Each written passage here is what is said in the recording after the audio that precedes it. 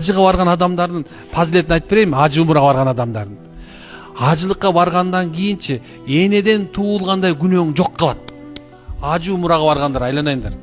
Энеден туулганда Аллах сага сектар шанс берди. Сен эч бир күнөөң жок, нөл. Ойлосоң, ар жагын баткак кылбай эле болду. Бияк кечирилди, болду, жок. Караңыз, дагы бир экинчи нерсеси. Эч качан кедей болбойсуз. Ажылык кылган адам умура кылган эч качан кедей болбойт. Айлан эгерде күйөөңөр менен барып кел, ажы умурга барып келдер, айтып коеюн субханалла. Эч качан ачка калбайсыңар. Аллам бере эле берет субханалла. Мына убада ушундай. Ошон үчүн умурага баргыла. Мынакей ажылык бүтүп калды, умурага баргыла. Акыркы акчаңа топтоп алып деле бара бергиле. Биринин аркасынан бирин кыла бергиле умураны субханалла. Ошон өлүп кетсең андан бетер плюс болот. Өлбөй эле келе бер.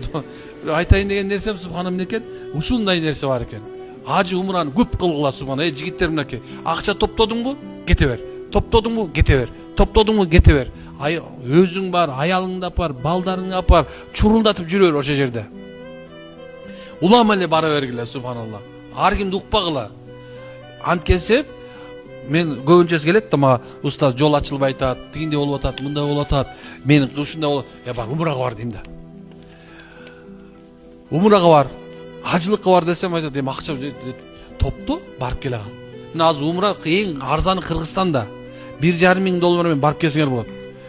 Чогултка баргыла машалла.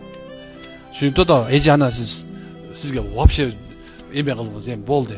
Толугу менен таккай дайым акы. Сиз наоборот ушундай бир балпая кийинип, машалла, сонун хижаптарды кийип, машалла, ушундай бир сиз чөйрөңүздү карап ойлогоңуз.